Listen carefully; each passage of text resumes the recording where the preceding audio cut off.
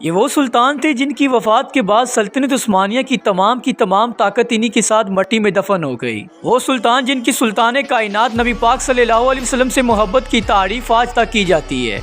वो सुल्तान जो आलम इस्लाम के लिए एक उम्मीद था। वो सुल्तान जो मजलूमों का सहारा था। वो सुल्तान जो कि आलम इस्लाम का मुहाफिज था। सल्तनत उस्मानिया की इस अजीम सुल्तान का नाम अब्दुल हमीद सानी था। अब्दुल हमीद सानी 1876 में सल्तनत उस्मानिया के 34वें सुल्तान मुकर्रर हुए। जब आपने रियासत को संभाला तो रियासत कर्जे से डूबी हुई थी। रियासत को हर तरफ से दुश्मनों ने घेरा हुआ था। रियासत के कोने कोने से बगावतें शुरू थी, लेकिन आपने फिर भी फ्रांस, रशिया और बरतानिया जैसी ताकतों का डट कर मुकाबला किया। जब फ्रांस ने नबी पाक सल्लल्लाहु अलैहि वसल्लम की शान में गुस्ताखी करने के लिए एक फिल्म तैयार की तो आप मैदान जंग में आ गए। आपने कहा कि अगर उस फिल्म को रिलीज कर दिया गया तो कोई भी फ्रांस में जिंदा नहीं बचेगा। मैं फ्रांस को तबाह बर्बाद कर दूंगा, चाहे मेरी जान क्यों न चली जाए।